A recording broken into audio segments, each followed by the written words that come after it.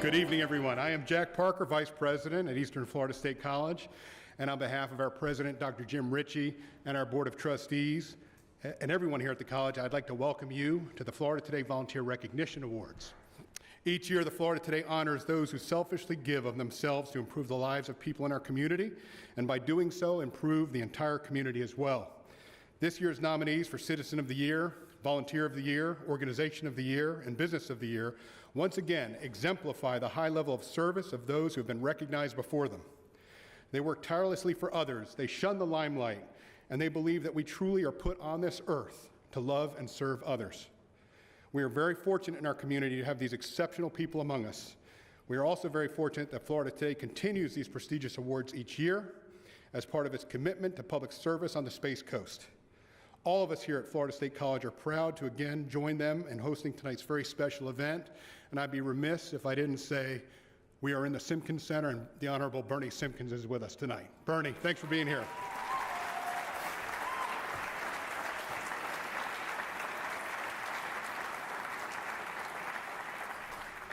Thank you for all being here tonight. Now I would like to introduce someone who plays a key role at Florida Today Communications in their mission to serve our community, News Director Mara Bellaby.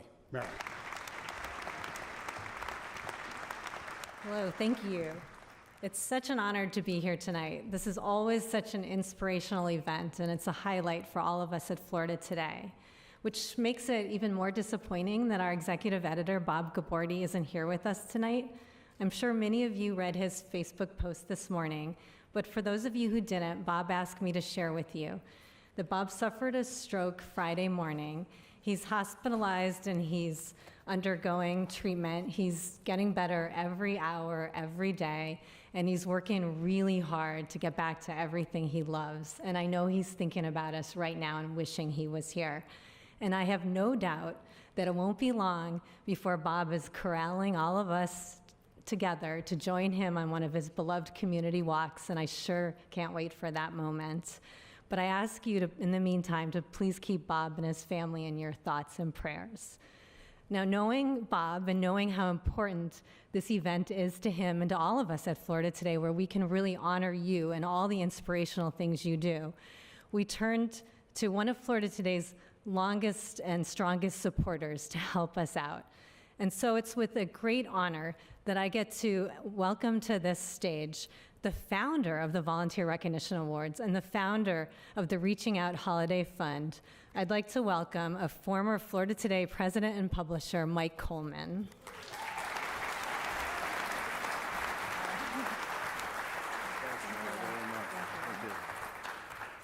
Thank you, Mara. Surprise, surprise. I know you and I certainly never expected to see me up here again. And as she said, if you don't know me, good for you. I'm Mike Coleman, and I get to formally welcome you to this, the 27th anniversary of the Volunteer Recognition Awards. Yes, as Mara said in her way too short introduction, I gave you 3 pages of stuff. I'm a man of many titles, mostly now all former, but founder of this event is one of my most treasured accomplishments for a bunch of reasons. But first, I want to ask you, as Mara did, to please keep Bob and his family, Bob Gabordi and his family, in your thoughts and prayers. He's really the one, as you know, that should be standing here. And we hope for a speedy and full recovery, and I hope he sees the tape of this because we all want him back where he belongs. Needless to say, I'm not a new face around here, but there are many new faces in folks at Florida Today, and that sort of change, in my judgment, is a good, healthy, and evolutionary thing. But what has not changed at Florida Today is the commitment to you and me to meet the mission of quality journalism and its role and responsibility in our community, whether it's in print, online, both, or in any other medium. Despite the legitimate concerns expressed a few days ago by my good friend and sometimes columnist at the paper, John Byron, about political endorsements. John and I can continue to argue about that, but so as John and I and others continue to encourage all of you to stay informed and involved with things happening locally, we remind ourselves that lots of folks in Brevard are doing that every day. And that's why we're here tonight, to put a little spotlight on individuals and organizations who do just that. They strive to make our community a far better place. Fortunately for you all, I'm almost finished up here. Well, that really wasn't funny, but before I exit stage left and get on with the honoring of individuals and organizations, I need to remind everyone here this evening that there are two reasons we gather for this event. First, to be sure we recognize all of the most deserving, and then secondly, we ask, as always, for your support of the Reaching Out Holiday Fund. A number of you in this audience have already stepped up and made an early financial commitment to ensure that needy families and elder citizens are not forgotten as in this season of sharing. So while we applaud your own efforts, all of you, each and every one of you, your own efforts of volunteerism and philanthropy, we ask you to dig deep in your purses and wallets and help Florida Today continue to make Brevard a great place for all of us to call home. Now, and again, good for you, I'll turn it back to the people who really know what they're doing. Happy holidays to all of you, and thank you. Mara?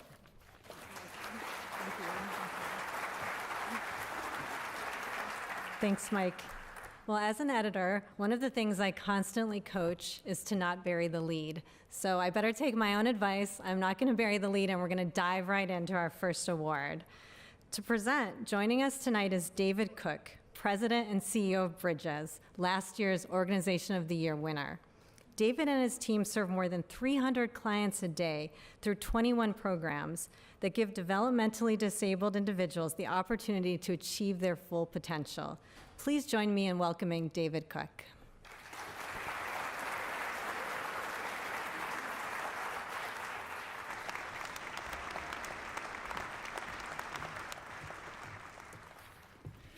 Well, good evening, everyone. Wow, I can't believe it's been a year since we were last here together. But I can say, looking out in the audience, that everybody is at least looking 1 year younger. It's been a great year for Bridges, mainly because of our staff, the hardworking staff, and our clients who are there. It's also been a great year for our Bridges Foundation, who are an incredible group of volunteers led by Kerry Gleason, who've done some incredible things for us over the past year. They include two wonderful fundraisers, which culminated in putting money aside to renovate one of our buildings to create a wonderful multimedia center. So Bridges Foundation did a great job, and they continue throughout the community of volunteers to do great things for Bridges. They themselves received an award last week for the Central Florida Humanitarian Award, and I think a little bit of applause for our Bridges Foundation for that incredible work. The Bridges Foundation was simply an idea on paper that languished there for almost 20 years.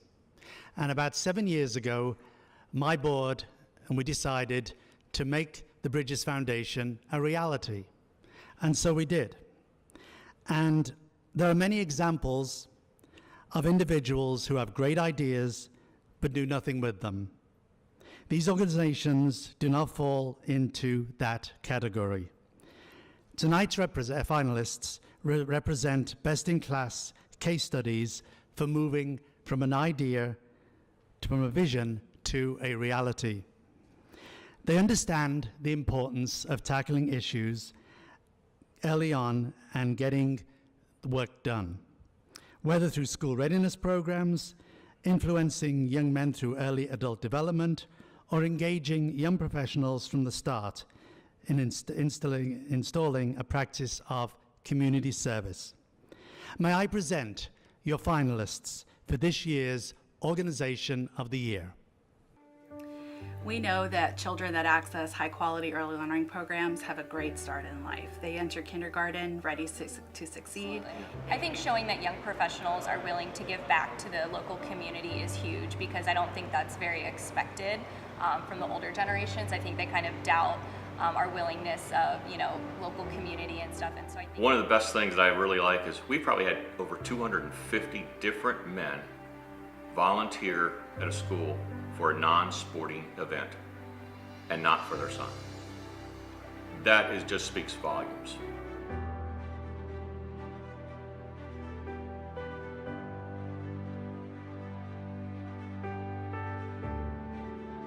So the Early Learning Coalition is the only organization in Brevard County that administers state and federal funding to support families with the cost of childcare. And those programs are traditionally referred to as the School Readiness Program and the Voluntary Pre-Kindergarten Program. The School Readiness Program assists low-income, moderate-income working families with the cost of childcare, which is incredibly expensive, and it's difficult for many families to meet those needs of their children through childcare and meet the needs of their employment through childcare, so we assist families with the cost of that.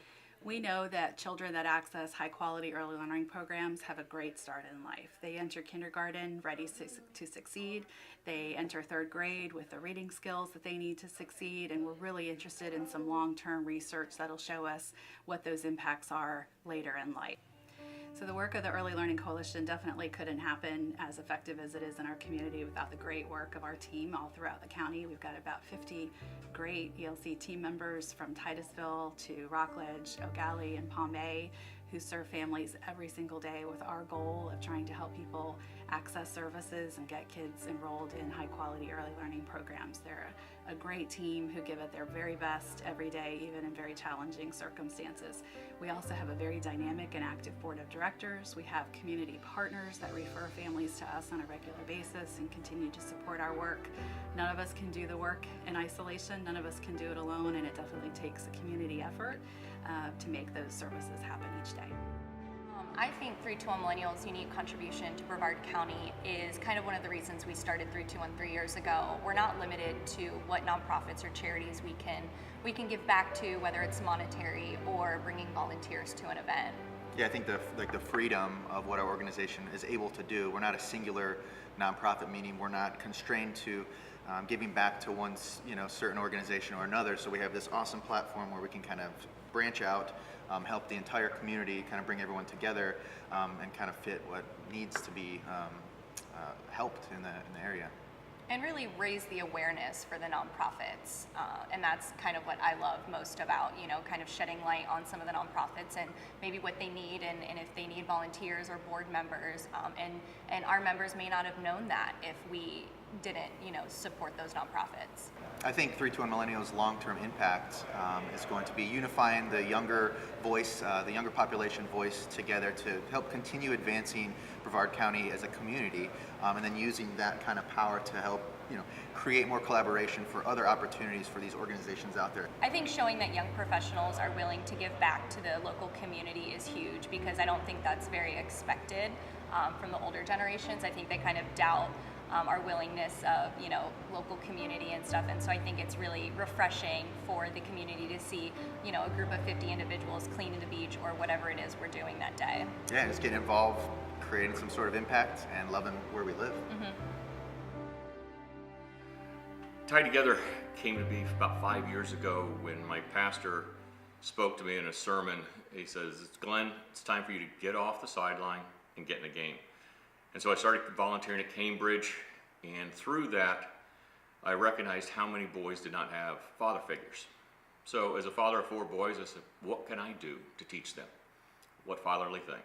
So I said, well, how about tying a tie and shaking hands? Simple skills every kid should know. And so I did it at Cambridge, and then a friend of mine is a teacher at Stone. He says, that's great. Can you come to Stone and do it for me? And before I knew what I was doing, I said yes. So now I had to figure out how to get 450 ties and enough volunteers to go do this. That was 5 years ago, and 10,000 boys in the last 5 years have learned how to tie a tie. We give them a tie in their school colors, we teach them the proper handshake, and we talk to them about life. None of it is judgment. Our volunteers are doctors, lawyers, elected officials, active, retired military, businessmen, electricians, plumbers. Every walk of life comes to volunteer. One of the best things that I really like is we probably had over 250 different men volunteer at a school for a non-sporting event and not for their son. That just speaks volumes. You see these young boys, they come in, they got their backpacks on, they don't know what's going on. And we get them drop their backpacks, we talk to them a little bit, we high-five them as they're coming in, try to get them to drop their guard a little bit. And then they get a tie, and they start looking at themselves in a mirror, and it's all tied, and they're looking sharp. Their posture is up, their smiles. What a wonderful change of attitude just in 10, 15 minutes. I love the pictures of the father-son moments where our volunteers are really looking at him in the eye just like a father would to a son. And then you have what I call the tied together moment when one student starts teaching another student and they really start to become tied together. As I mentioned before, we will approach the 10,000 boys by the end of November. Our goal is to be in every middle school and high school in Brevard County. We're halfway there, and I'm looking forward. It's just been a wonderful, wonderful ride so far, and a great group of men that have helped me along the way.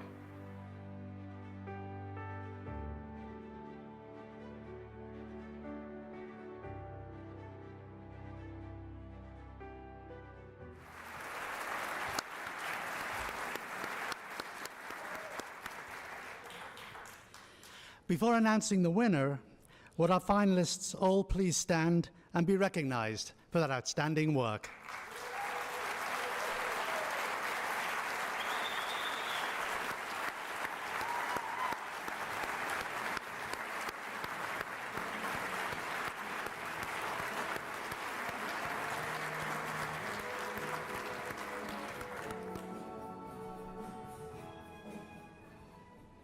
All outstanding and well-deserving organizations. This year's Organization of the Year will receive this award, as well as a check from Florida Today for $2,000. Tonight's winner cares deeply about the future. As we move forward with the next generation of leaders, they have pledged themselves to remain active, using their influence collectively as well as individually, and we are going to hold you to that. This passionate promise and forward thinking is why we name 321 Millennials as the 2018 Organization of the Year. Shane Bergman and friends, please come to the stage.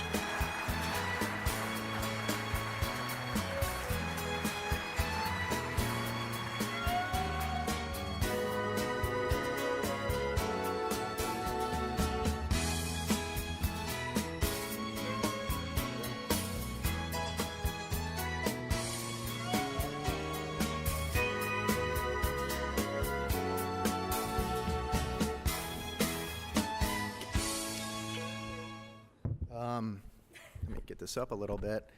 So this is the 321 Millennials board. It's about 80% of us, and we were chatting earlier about the nomination, being a finalist, and at best, we expected a participation trophy. So taking this, it means a lot to us. You got a small glimpse inside of our organization and what we've done over the last 4 years. The story of the idea, it's such a cliche millennial story where we were meeting over craft beers, talking about an idea of getting together and creating impact in an area where we all, just love to live. And over the course of 4 years, it's really grown into something magical. We've had the opportunity to work with fantastic organizations such as Florida Today. I have to thank you guys. I know you are hosting this ceremony, and it's cliche to say that, but you have been instrumental into our growth and to the impact that we've been able to do in this community. So I'd like to give you a round of applause for what you've done for us.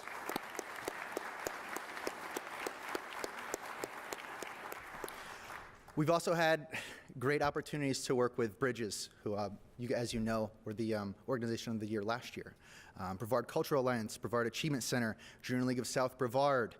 We've worked with Salvation Army, United Way, and a plethora of other organizations, which we've talked about in the video, that just gives us that freedom to not be tied to one organization. Maybe we will be tied to a certain organization, but either way, thank you all for allowing us up here and giving us this award. And thanks to everyone else that has been nominated and made the finalists and past winners. Thank you.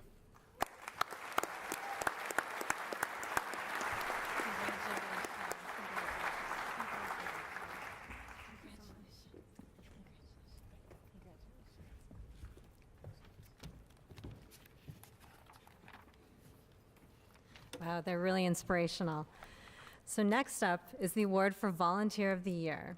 And presenting is Sandra Price Pelham. Sandra is a volunteer extraordinaire with a deep love of community, and last year's recipient of this award. Leading with a servant heart, she has made it her vocation to transform her neighborhood, creating a safer environment for its residents. We're honored she's back with us this evening. Please welcome Sandra Price Pelham.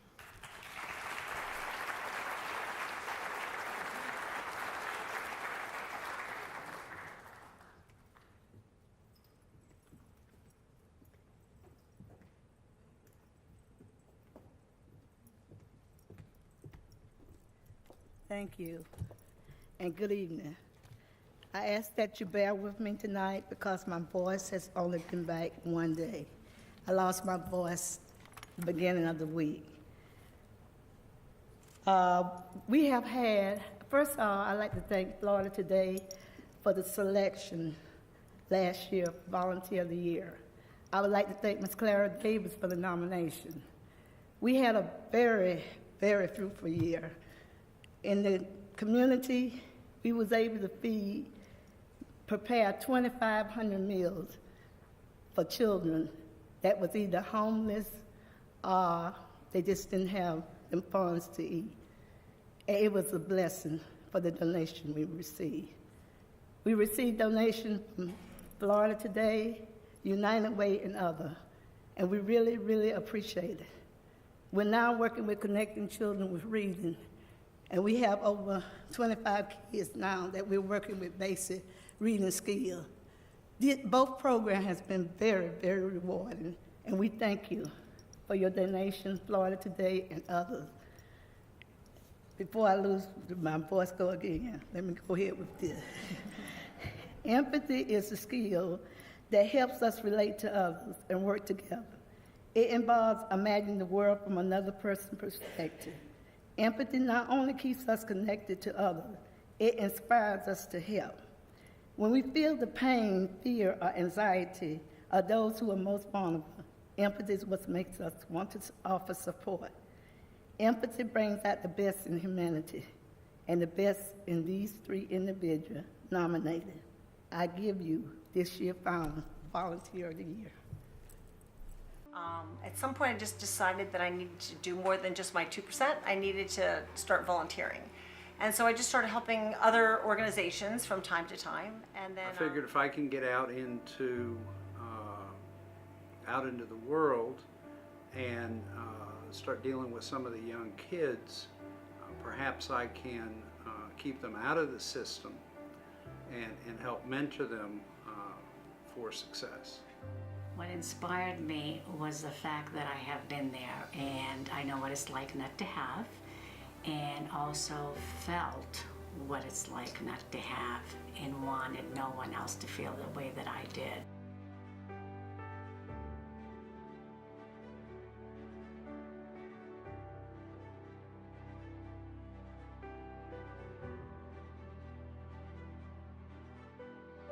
What inspired me to start volunteering was many years ago, I worked for a large corporation that was huge on the United Way campaign, what was going on. And they felt very strongly that all the employees should contribute. And that kind of opened my eyes to giving back by pledging that 2% every year. At some point, I just decided that I needed to do more than just my 2%. I needed to start volunteering. And so I just started helping other organizations from time to time. And then in 1997, when my son Morgan was born, and we found out that he had this very rare genetic disorder, and we just started finding all these lapses in services in the community, I started reaching out to other organizations that existed, and I started volunteering with Hunter's Hope out of Buffalo, New York. They were such a huge inspiration for me and for my family. I thought I'd like to do the same thing, and I'd like to give back to my own community in my son's name. And so being in Brevard County, we decided to start the Morgan Project and try to provide the same services to the families here that I was getting from out-of-state foundations. And it just kind of grew from there. Started collaborating with other organizations. Eckerd Kids, I'm very involved with their Walk of Fame event. The Hunter's Hope Foundation has branched off into the World Leukodystrophy Organization, and the Morgan Project was one of the 7 founding members of that a few years ago. And now I'm sitting on the strategic committee for the Leukodystrophy Care Network. And our goal is to create leukodystrophy centers of excellence all around the United States. And I'm extremely privileged to be a part of that. So it just kind of started with one, and I felt it was very rewarding. I felt like I was not only making a difference for somebody else, but I was honoring my son at the same time, if that makes any sense. And it's just kind of grown from there. I started volunteering because I've been a judge for quite a long time, and I see broken people. I see dysfunctional, struggling families, and there's only so much I can do as a judge. I try to minimize the problem, resolve as much as I can, but they're still suffering. I figured if I can get out into the world and start dealing with some of the young kids, perhaps I can keep them out of the system and help mentor them for success. I'm motivated by the young kids that I come into contact with. They 5 or 6 year olds, they're intelligent, they're energetic, they've got all the dreams in the world, and they keep those dreams until society tells them otherwise. So if I can get in there and get involved and help mentor and train and keep that self-esteem, I can make them successful, help make them successful, and keep them out of the system. What inspired me was the fact that I have been there, and I know what it's like not to have, and also felt what it's like not to have and wanted no one else to feel the way that I did. What keeps me going is the fact that I realize by helping others, I'm also helping myself. I'm truly enjoying it. It makes me feel good. It absolutely gives me joy to know that I made a difference, even if it's one person. Just one person, it gives me joy. I can go to sleep really feeling that I did good. I gave back, and I was able to help even through a smile or through caring, a hug. It's not about money. A lot of people realize or don't realize that it's not about giving money. A lot of times someone just needs a little attention. Someone might not just all they needed was someone to say, how are you doing today? And really listen. Just listen to the answer.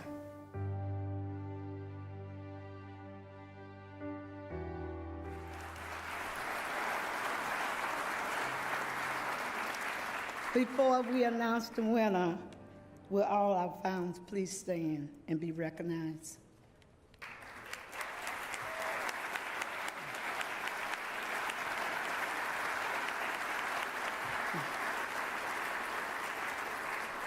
Tonight's winner is admired and respected on both a personal and professional level for a life led by integrity, charity, and yes, empathy.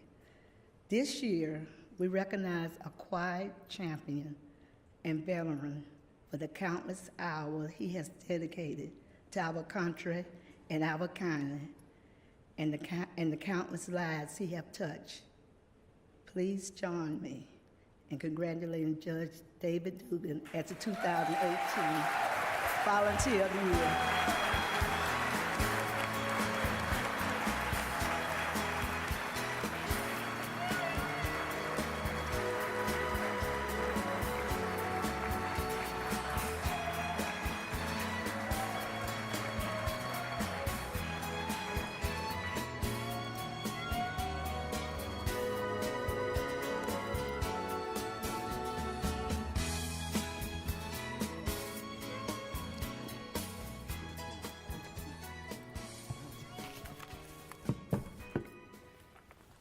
All right, I was told 45 to 50 minutes.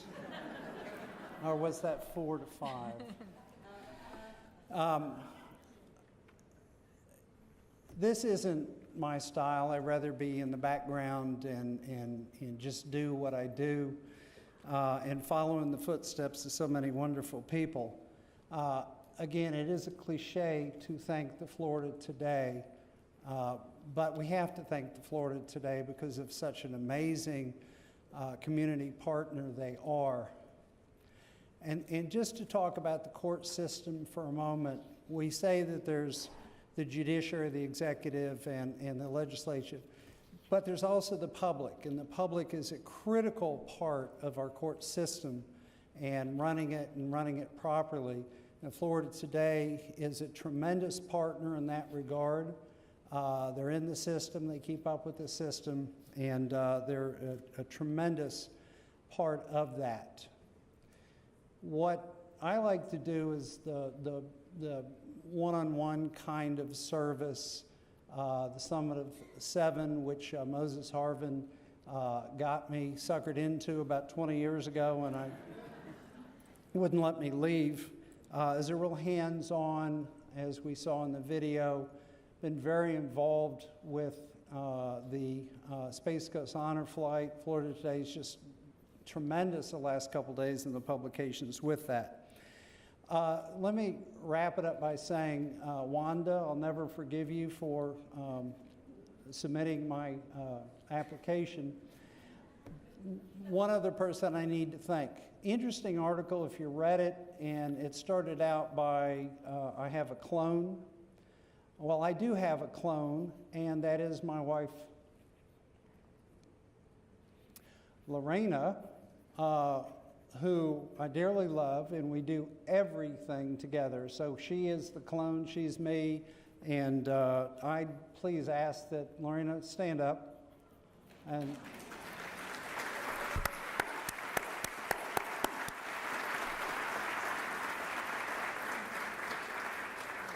And I'll wrap it up by saying thank you, Florida Today, but we should have 2 other nominees up here winning it as well. Amazing things they do, and I'm certainly proud to be part of it. Thank you very much.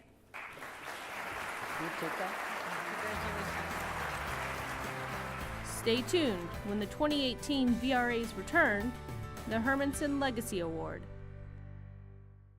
Lights, camera, action. Discover the arts at Eastern Florida State College, where you can train for exciting careers and gain personal enrichment in programs for the performing and visual arts. You can earn an associate's degree as a stepping stone to a bachelor's degree at another college or university, making Eastern Florida the perfect place to start your journey. Along the way, you will benefit from high-quality courses, excellent instructors, small classes, and transferable college credits. The programs are based on the college's Cocoa campus, with performances held in the beautiful Simpkins Fine Arts Center. The center has 2 theaters, practice rooms, and a state-of-the-art electronic keyboard lab. 4 areas of study are available: music, theater, studio art, and dance. Music students can harmonize through concentrations in instrumental music, choral, music theory, and music composition. They can participate in 8 musical groups, ranging from orchestra and jazz to a concert choir. The studies can lead to careers on the stage, with Eastern Florida graduates performing in world-renowned orchestras at the Metropolitan Opera and in Carnegie Hall in New York. All the world is a stage in the theater department, where acting classes teach students basic techniques. There are also courses in voice, movement, directing, and auditioning to prepare students for more advanced theatrical work. The department stages 3 plays a year, with alumni performing on cruise ships, theme parks, and in regional theater. Influences from Van Gogh to Picasso and other great masters flow through the visual arts department, where students learn the fundamentals to find their own voice and style. Work in drawing, painting, pottery, and sculpture complement the study of art history to give students a well-rounded art education. Students exhibit their work and can use their talents to eventually become an artist in their own studio. Another option is studying dance. That also gives students personal fulfillment and career opportunities. Whatever your interest, follow your muse to Eastern Florida State College, where the arts can open doors to a creative future. To learn more about the arts program and scholarship opportunities, visit easternflorida.edu/go/arts.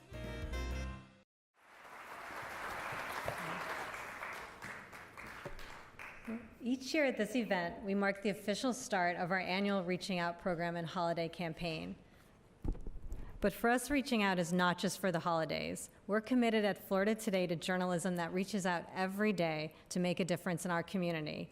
Journalism that celebrates our successes and shines a light on our failures so we can get better. We tell stories that we hope inspire and challenge. We tell stories that help us to better understand our neighbors, and stories to help us better understand this community we all love. And our journalism is reaching more people than ever before. So it's important to us that this very special program, our Reaching Out program, do likewise. And here to talk a little more about it, please welcome Florida Today Public Affairs and Engagement Editor, Isadora Rangel.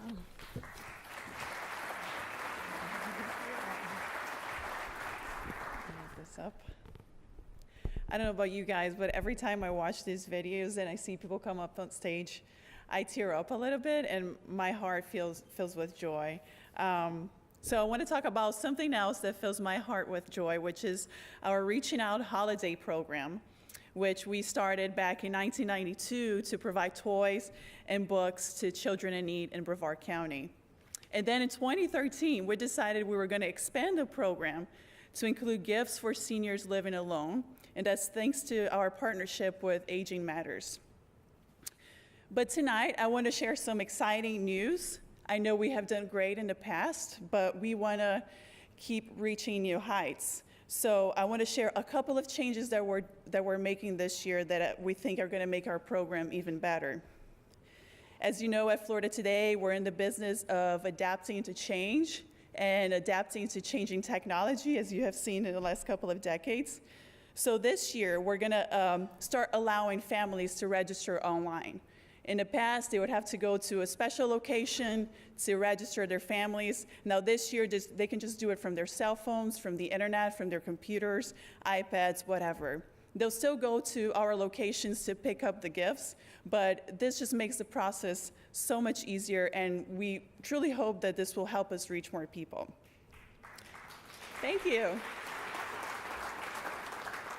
So the second change, which is also very exciting, we're constantly looking for new groups of children that we can reach here in Brevard. And thanks to a new partnership with the Brevard County Sheriff's Office, some of the gifts that we collect this year are going to be provided to children of female inmates housed at the Brevard County Jail and who are up to the age of 15.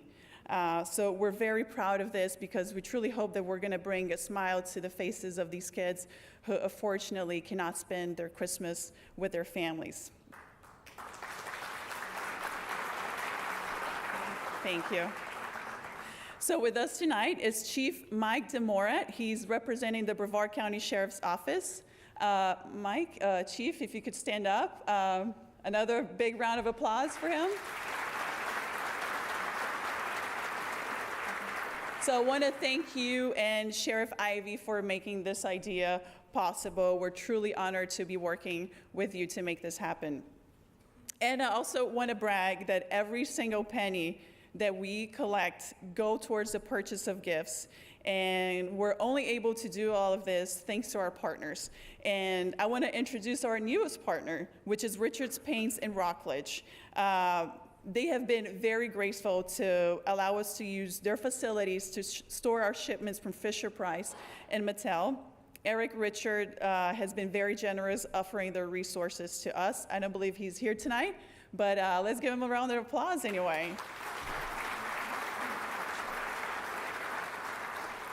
So it's obvious as all these organizations, they're crucial to making the Reaching Out program happen, but I don't want to leave the stage leaving one piece of it out, which is you. Every single person in this audience can make a change this holiday by giving us donations to make this program even bigger.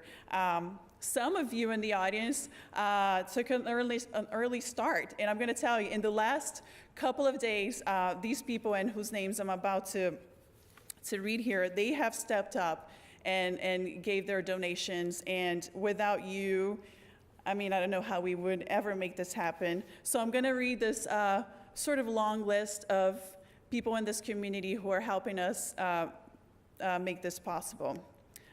So they are Binda, and you can applaud after I'm done because I'm telling you, it's a long list. Binda, Mike and Mary Louise Coleman, the Hammerson family, Jeff and Gail Keel, Rob and Shally Johnson, Malcolm and Jane Kirschenbaum, Randy and Linda May, Tibor and Barbara Menehart, Tom and Polly Monar, Jim and Marcia Rittenauer, Ron John Surf Shop, Brian and Judy Robb, Guy and Dolores Spearman, Jim and Joni Swan, Laura Lee Thompson, Frank and Linda Vega, Tom and Susie Wasden, and Nick and Donna Whitek. Thank you all for making this possible. And as I said again, these people stepped up in the last 2 days, so it's really impressive. And again, it makes me feel like so grateful to be part of this community. So as you leave tonight, we will have envelopes, or you can also give your donations online. And between now and the end of the year, Florida Today will run a list of our donors, and you'll also be reading stories about them. And I'm going to tell you, I was part of last year's toy drive, just distributing gifts to children. It's very rewarding, and as I know, everyone here volunteers, and it's so nice to see that you can make an impact in the lives of over 3,500 children that we have served and 1,000 seniors that we have impacted through this program. So thanks again to all of our partners. So moving on, I'm about to introduce our next speaker. Last year, we introduced the Bjorn and Bjornar Hammerson Legacy Award. So I would like to invite Dana Kilborn on stage. She is a Reaching Out board member, a community leader, and longtime friend to the Hammersons and the Shaw family. She's going to explain a little more about the Legacy Awards and the meaning of this. So please welcome Dana Kilborn.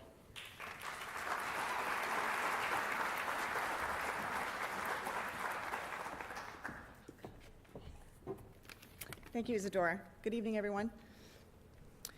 In the spirit of this new award, I would be remiss if I didn't also thank Florida Today for its legacy here in Brevard County, with both the Volunteer Recognition Awards and the Reaching Out Fund. In 1992, 1 year into the tenure of the longest-serving publisher at Florida Today, Mike Coleman saw fit to establish both of these programs, one in honor of those in our community who serve, and the other in support of those in our community that are in need. As a Reaching Out Fund board member, I have a front row seat to witness the commitment of the organization's leadership and its loyal employees, including Bob Gabordi and Gina Kaiser, who give of their own time to make these events possible. So on behalf of Brevard County, to Mike Coleman for your vision, to Florida Today and its loyal employees, thank you for your continuing gift, your legacy, to our community.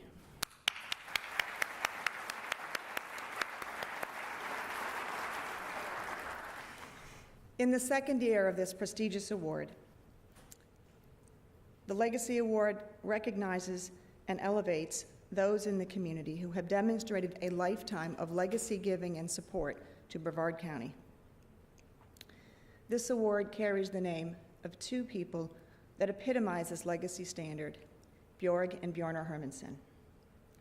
Like many here tonight who knew Bjorg and Bjornar can attest, their generosity and spirit of giving, their commitment to this community, and their commitment to lifting up others, as with everything Bjorg and Bjornar touched, set a remarkable example and a high bar for all of us.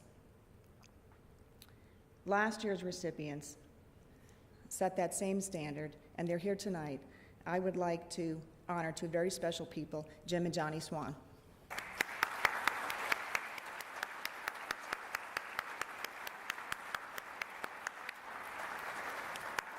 Of course, they're in the back row. Tonight, the Hermanson Legacy Award honors two individuals who, like Bjorg and Bjornar, have brought positive transformation to Brevard County through a lifetime of philanthropic activities. We're so pleased that Tom is with us here tonight to be part of the celebration.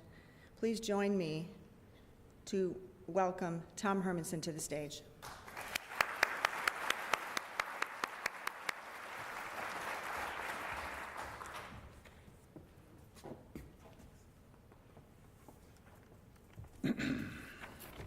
Good evening.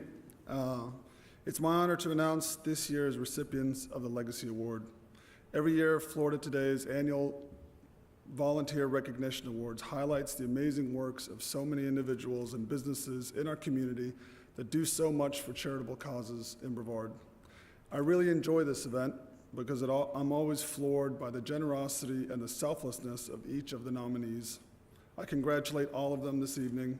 They deserve every bit of recognition for all that they do. This Legacy Award that the VRA Nominating Committee was kind enough to name after my late parents, Bjorg and Bjornar, is intended to acknowledge those that have had the good fortune to make outsized impacts in our community through their philanthropic endeavors.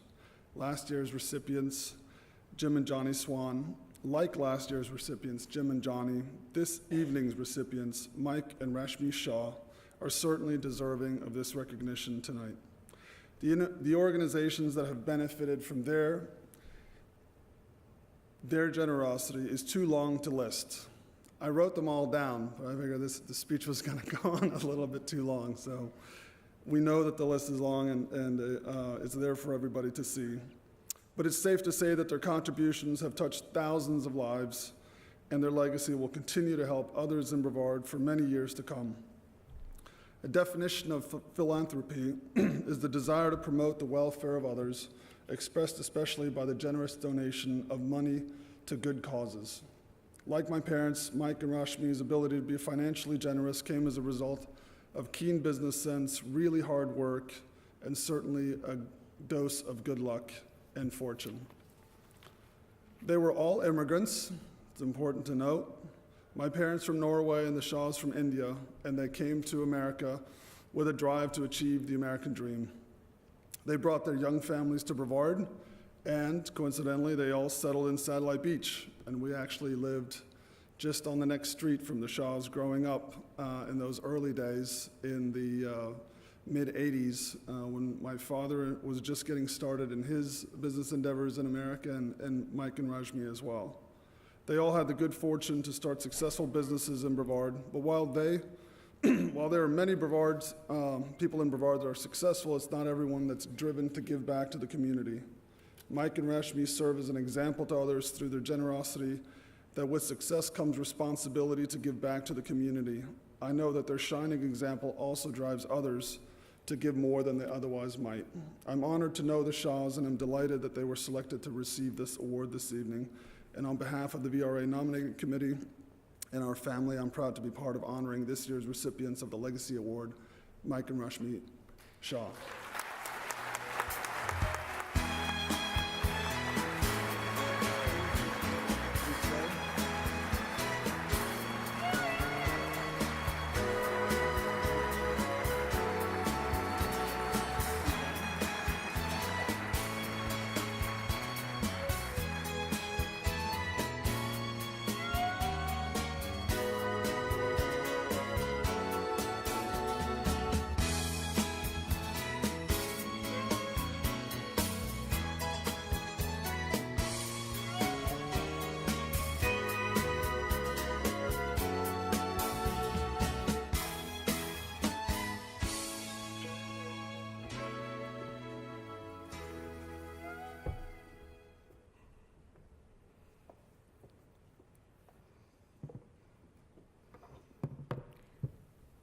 Tom, thank you very much. Yes, your dad and we both came pretty much in 1980. And as they say, if you work hard, you can get the American dream come true. And for us, yes, we have worked hard, but without every one of you and without the community support, we couldn't be where we are today. Before I forget, I want to thank Florida Today for putting up this event, because it is so important that we all realize that we all need to reach out. Help is needed. We can help with our talent. We can help with our treasure or with our time. Everything is very important. Everything is very important.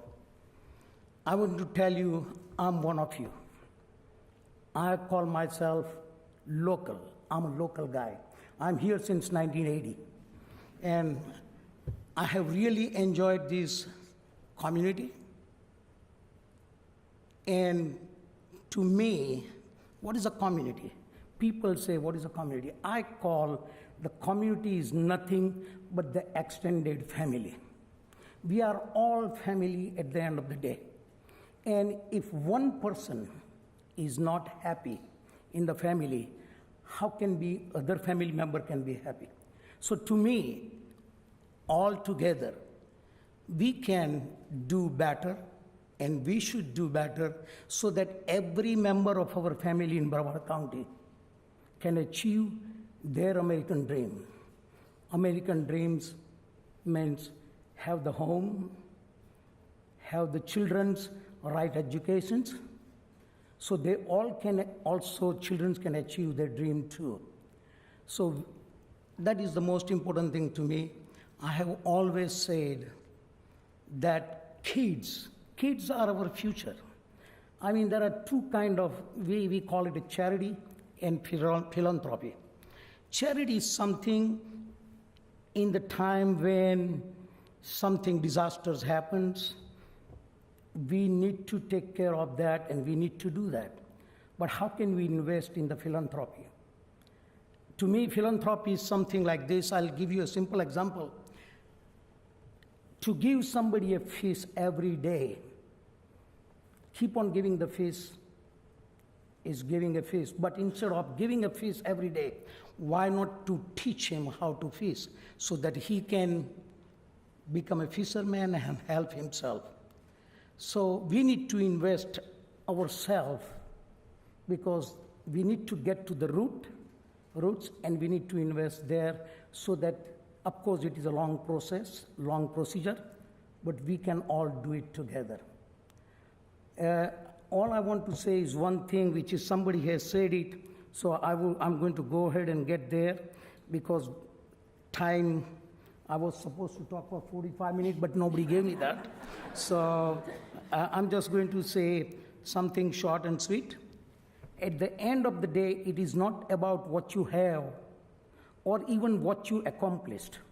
It is about who you have lifted up, who you have made better. It's about what you have given back. God bless everybody, everyone, and God bless America.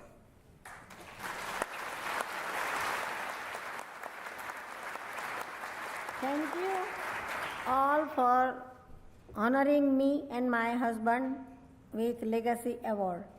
Me and my family are blessed and privileged, and feel that those who are privileged have a responsibility to help others, so we all as a community can do better and enjoy together. Thank you.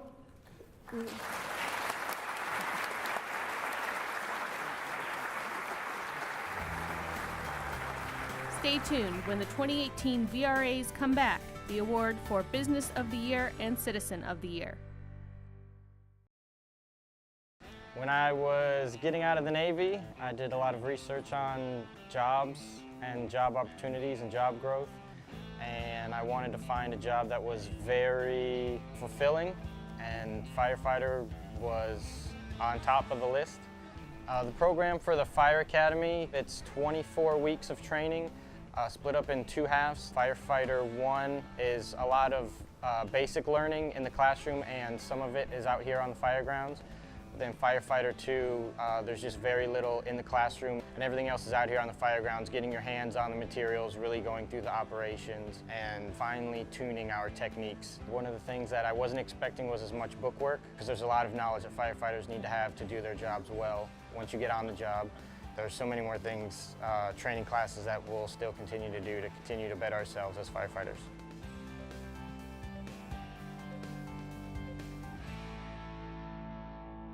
At Eastern Florida State, I am one of the computer science instructors, and I teach a variety of courses in information technology, including cybersecurity, digital forensics, computer repair, and Linux. We're looking to create a new story around cybersecurity, and we are doing that by giving students the ability to engage in critical thinking, hands-on type labs. I want them to feel confident when they leave here that they are able to actually change the story of what's happening and educate not only themselves but their peers. You really have to have a passion for cybersecurity because the industry is always changing. There's always new threats, there's always new viruses, there's always new ransomware. If you don't like that, then it's not something for you. But I'm finding that students get excited about it. They get excited about seeing what's behind the scenes. It's almost like you get to tap into a world that you don't really see on the outside. The biggest challenge that students have, I believe, is just getting started. That's why we're here at the Writing Lab, is to help show them how to pre-plan their writing, how to get a good start, and then go back and revise. And we're here for every step of that. I just like to see that little eureka moment, that light bulb that goes on, and they're like, oh, I know how to do this now. I help with any class that involves writing. If it's language-based, we can help.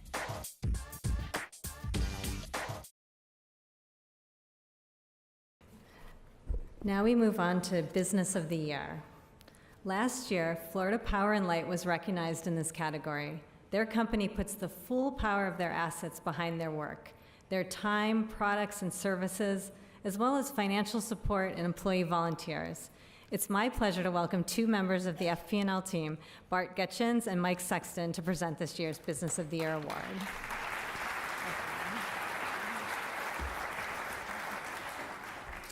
Can't see anybody. Good evening. Thank you, Florida Today and Eastern Florida State College. My name is Bart Getchins. I'm External Affairs Manager at Florida Power and Light. And this is my colleague and community partner, Mike Sexton. He is a foreman and local IBEW, International Brotherhood of Electrical Worker president. And he is a guy who is a true hero. You call me, but Mike does the work. So thank you, Mike. Anytime. Last year, as you recall, we were cleaning up from Irma, and we were spared this year, and I am pleased to report that I had 4 hairs grow back in. So they're all gray, but I'm an eternal optimist. But Mike and I were able to take this award, and we went to our employee meetings, and we were able to share it with our fellow employees who are very generous. The award was very appreciated by our colleagues, and the spirit of giving back to our community is alive and well at FPL. Tonight's finalists show us in many ways a company can give back through volunteer service and innovative programs. What sets them apart is the incorporation of community service into their core philosophy. All 3 are strong community supporters, due in large part to commitment made by those at the top. When businesses look beyond the bottom line and give back to communities they serve, they become a valued member of our society. Let's learn a little bit more about our 2018 Business of the Year finalists. The community has helped me out throughout the years, so I'm happy to help the community out. The culture that we provide here is for the attorneys and the staff to appreciate that we serve our community and our community is our clients. So any chance that we can to give back to our community, we encourage that. I hope that we raise an awareness with employees that every little bit that they do helps the community in a big way, that we all have a part as one community to help each other.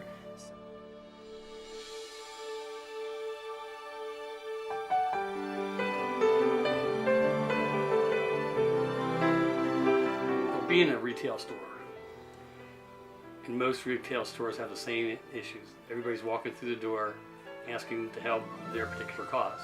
And everybody believes in their cause, because that's why they're going out and doing what they need to do. But you can't help everybody.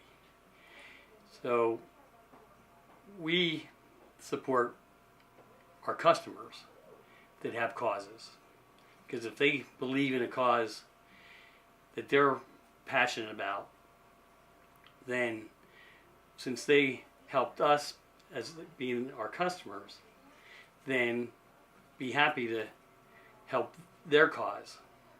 We do little things here and there. It's not huge amounts of money, but it sure adds up over the year. I mean, the whole year, as far as all the different organizations that we do help out. But since our customers keep us here, we're happy to support their causes also. And I love the community, and so I like to give throughout the community. You know, the community has helped me out throughout the years, so I'm happy to help the community out. Here at the firm, we encourage all of our employees and attorneys to give back to the community. The culture that we provide here is for the attorneys and the staff to appreciate that we serve our community and our community is our clients. So any chance that we can to give back to our community, we encourage that. Luckily here at our firm at Wiedemann Malik, we don't have to try too hard to get our employees involved in the different causes that our firm puts on, or other causes around the community. We encourage all our staff and employees to find something that they enjoy, something they're passionate about, and to spend as much time and give as much effort as they can to that. And if they need time off from the firm to do those things, we allow that at all times. The two main foundations that not only do our attorneys and staff serve on, but were founded by attorneys at Wiedemann Malik, are the Celebration Exotic Car Festival. That's in Celebration, Florida, and since its inception, founded by Jim Polity and Jeff Polity, they have donated over $2.5 million to children's charities throughout Central Florida. The No Bad Days Foundation is another foundation created by the attorneys at the firm, and we raise money for children in Brevard County to help them with medical necessities, equipment that they need that the insurance companies don't pay for. We realized we were a little absent from the community, so we really wanted to engage our employees. But everything that we do is voluntary. There are absolutely no expectations that people participate. And we've been very pleasantly surprised that the response has been really overwhelming, and everybody just gets on board and participates. We've really contributed a lot to United Way in Brevard County. We really raised the awareness of our employees, and we just try to get them very, very engaged, and we've been able to raise quite a bit of money in Brevard County. But we've also started to expand into other areas like breast cancer awareness. This was the second year that we participated, and we're doing the No Shave November in November. I'm participating in that as well as something fun that we can do in the organization that raises an awareness to what the needs in the community are. So the long-term impact, I hope that we raise an awareness with employees that every little bit that they do helps the community in a big way, that we all have a part as one community to help each other. So we're trying to do as many fun things here and raise an awareness so employees are engaged. And even if they leave here and they go work somewhere else, that they're still doing that and they're contributing back to the community.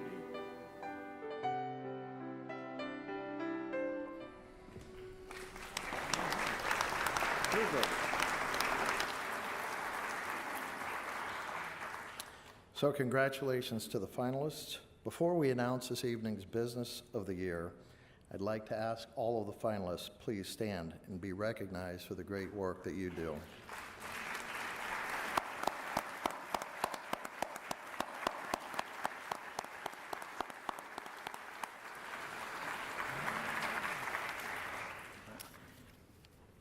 Internally, this company is focused on working as one. coming together as a team to ensure they deliver the best possible service to their members. This powerhouse group also comes together to do amazing things for our community. And the reason why we name Space Coast Credit Union your 2018 Business of the Year.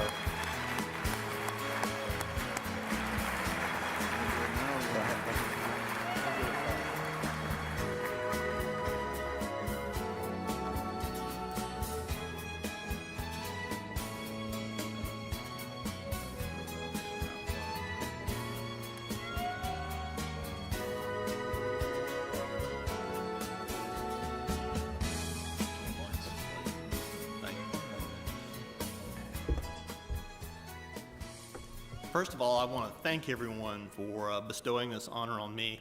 My name is Alan Lewis. I'm the Executive Vice President and Chief Operating Officer for Space Coast Credit Union.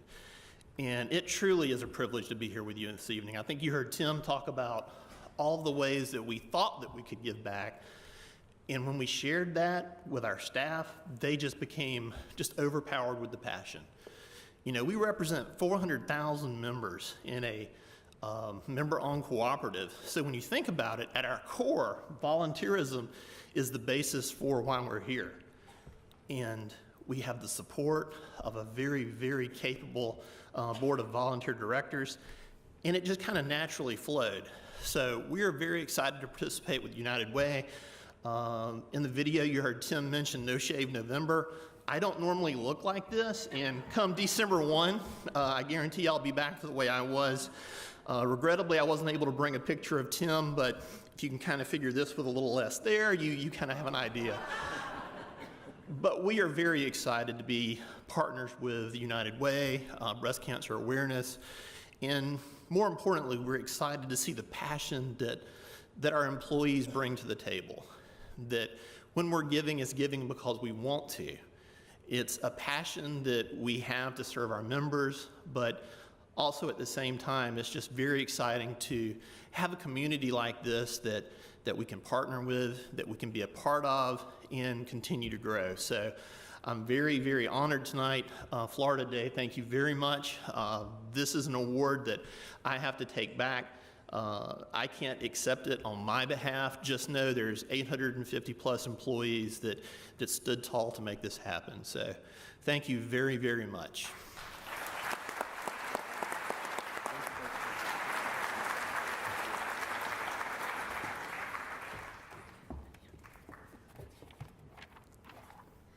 Wow, we're already to our final award of the evening, Citizen of the Year. To do the honors, we're very pleased to have Carol Ellis with us. Last year, Carol accepted this award on behalf of her husband, Bill, a legendary civic leader. Bill improved those around him. He was a mentor to many of you out there who are in the audience, and his impact lives on through the work of those he influenced and guided. Here to bestow the Citizen of the Year award, please help me welcome Carol Ellis.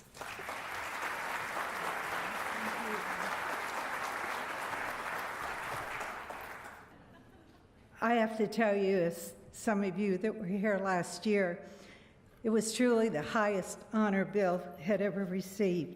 He would have been very honored. I managed to get through my thank you on a pill the doctor had given me. I'm pill-free tonight. For tonight's finalists, life experiences and struggles have shaped who they are as individuals and strengthened their resolve as advocates for the cause they champion. For Stanley Breeze, seeing the devastation wrought by, and I practice this word, opioid, what is it? Opioid. That is not the pill I took.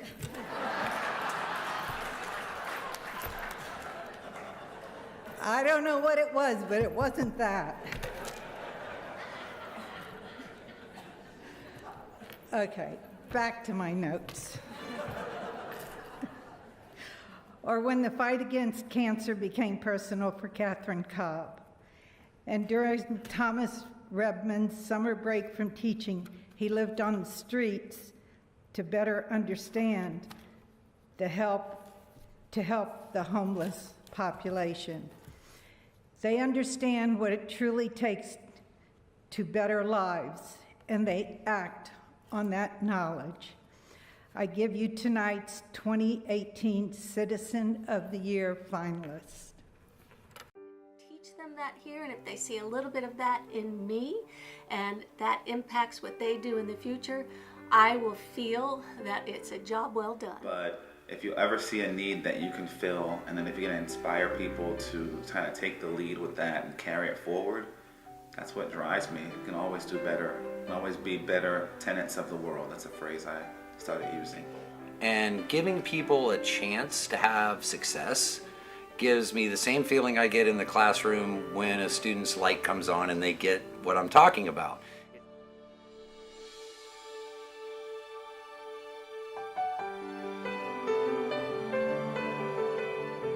Well, I would have to say my strongest contributions to Brevard County would have to be in the field of education. I enjoyed a long career at Eastern Florida State College, and I was integral in the beginning of the virtual campus, and that gave an opportunity for many of Brevard residents who could not otherwise go to school get an education. So I feel very good about being able to work with others at Eastern Florida State College to provide that type of educational opportunity. And now I am lucky to be here at Holy Trinity to continue my role in education in the private realm. As the president of Holy Trinity Episcopal Academy, I am fortunate to be able to interact with young people daily.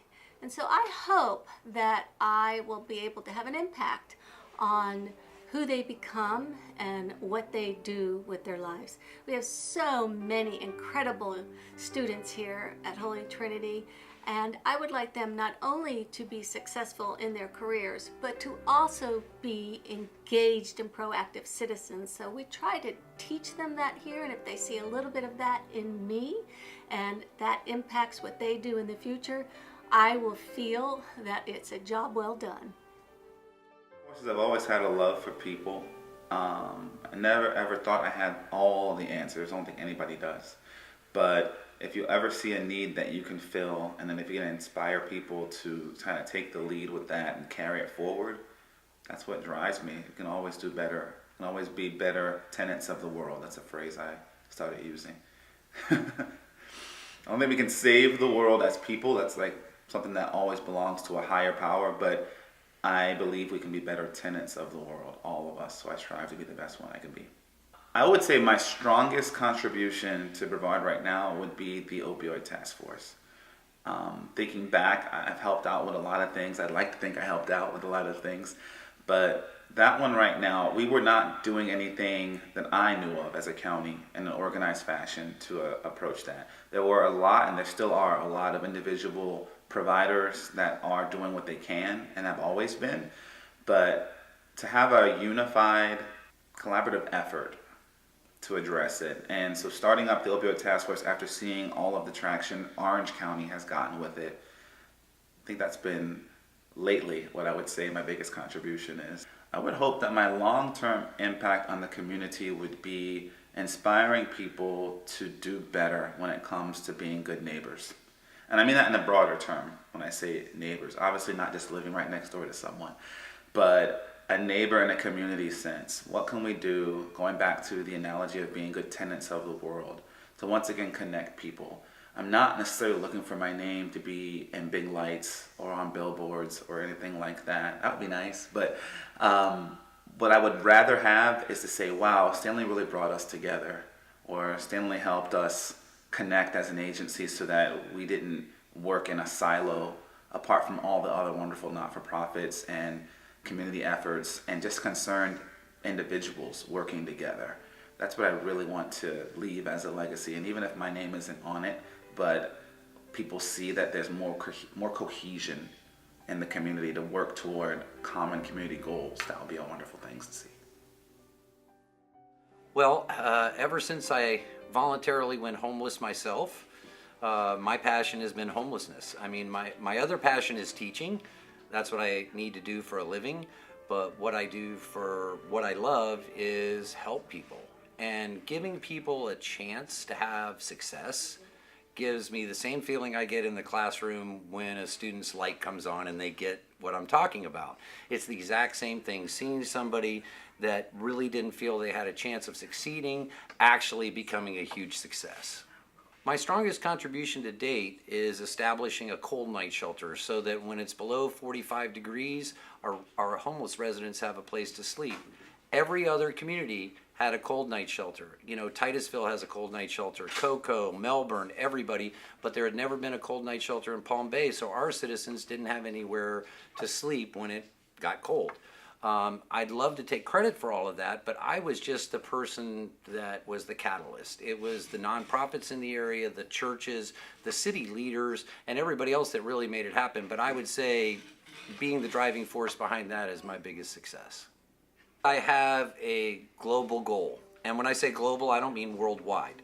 But I definitely would like to make Brevard County an example that other counties can follow and show them how we can solve homelessness without spending a whole lot of government money by using the resources that we currently have in place and making them more effective. And I'm hoping that after I do that in Palm Bay, I'll be able to take that same model and spread it throughout the state of Florida and hopefully the United States.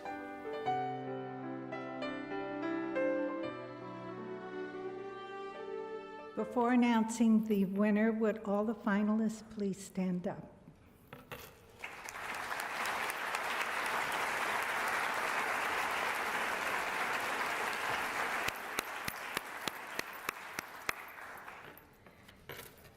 Tonight's winner responds to the needs of the most down and out in our county.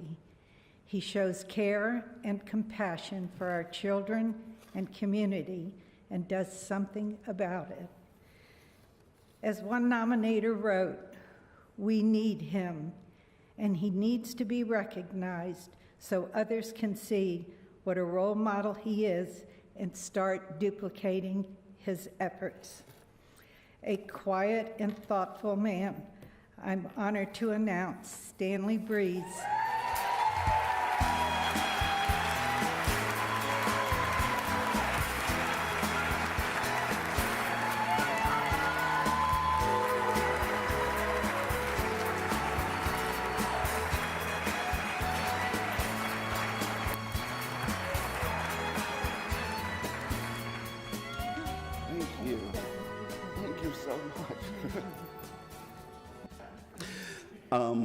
I did not expect this, so I did not write anything because really, I mean, I just never expect to be recognized. And by the way, I hate my voice on video always. But at any rate, let me thank people before I forget to do that. Definitely thank you, Florida Today, for just having this annually. This is a great thing, recognizing people that are giving back to the community. I'd like to thank the people whose shoulders I kind of stand on every day, Talia Bryant and Lee McElroy from Eckerd Connects, our prevention program manager and family service manager, Jim and Johnny Swan for always supporting what I do every day in the county and being an advocate for us. Obviously my mom, who's here today as well. Without her, there'd be no me. Joan Kerwin. Dr. Sally Shin for always pushing for me to be recognized for something. I want to get her when I see her. And I'd be remiss if I didn't talk about, obviously, the opioid crisis. What we do at Eckerd every day is we help kids in the school district just with prevention efforts, substance abuse prevention, but also bullying prevention as well. Suicide prevention as well, all of those things tied together. And of course, we help those who are homeless as well as those who are looking to get reunified with their children. But when it comes to the opioid crisis, what I don't want is someone to experience phone calls like I've gotten in my life, and I'll talk about two of them very briefly. One happened almost 10 years ago in 2008 when a local business owner, father of my best friend, called me to tell me that his son had overdosed. The other happened 6 years ago in November when I got a phone call from my sister that my brother had been shot while being apprehended by the police from trying to rob a pharmacy. 1 week in his life that was the worst, something he had never, ever done before. Comes from a good family, we can testify to that. And what that tells you is that this crisis is not what you would typically expect. It is not like a 1980s, 1990s movie where someone's in an alley trying to sell drugs or doing drugs or shooting up. It's your doctors, it's your lawyers, it's your politicians, it's your brothers, it's your sisters, it could be your teacher. So with knowing that, we have to do our utmost to wrap ourselves around those people, be there for them. Yes, they have to make the change, but this is not a them problem, it's a us problem. So please, please join us in that fight to do that. The stigma is really, really bad. Many people don't want to admit there's a problem in Brevard. There is a huge one. Don't let that stigma stop us from getting help and staying the great county that we are. And if someone is struggling with it, help them get over the stigma of not asking for help. Please do. And with that, yes, we can be great tenants of the world and be that family that this community can truly be. I never think that I can solve all the problems, but I'm glad to be a part of the solution. So thank you all.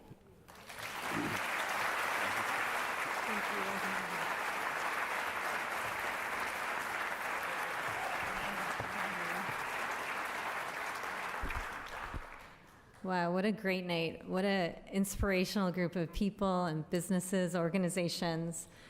Now, this was a first for me, and I'll be honest, I was more than a little nervous, and not solely for the reason you probably think. Typically, I sit right about there, and when I watch the videos and I hear these amazing people speak, like Isadora, I tear up, I cry, and I was really self-conscious about crying up on stage. But, I mean, what an amazing group of people. How can you not cry and feel the goosebumps and the chills on this? So I'd like to congratulate all of our winners and all of our finalists. And to all of you in the audience, what a pleasure and honor it's been for me to share this evening with you. Thank you all.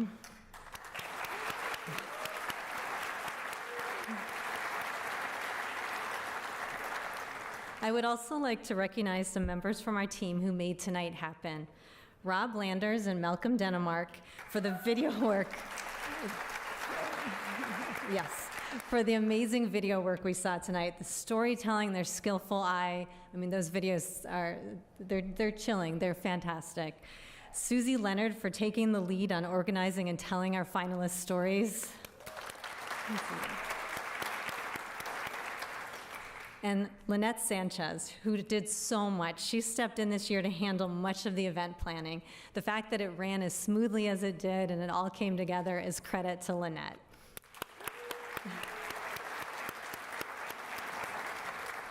Now, tonight's winners have already been posted on floridatoday.com, and they'll go up on social media. That's going to be followed. You've seen our photographers here. That's going to be followed by more photos and videos from tonight's festivities. And definitely pick up tomorrow's paper because you'll see a story on the front page. We encourage you to share these stories, share the videos, to keep the celebration going and to let us really celebrate all that's so amazing about Brevard County. I also want to thank Jack Parker, Jim Ritchie, and everyone at Eastern Florida State College. We thank you for your hospitality again in hosting us here and the long and rewarding partnership we have. And lastly, I want to thank all of you who have already donated to our Reaching Out Holiday Fund and to all of you who will still donate. We're really counting on your support to make this the most fantastic year ever. There'll be people out in the lobby with envelopes, there's a table, there's pens, there's everything you need, so no excuses not to do your part tonight, and we greatly appreciate it. We hope we can count on your support. And before we say goodnight, I want to ask all tonight's winners to join me on stage afterwards for our official photo. And now I just want to thank you for being such a gracious and kind audience, and I hope you enjoy and have a safe rest of your evening. Thank you.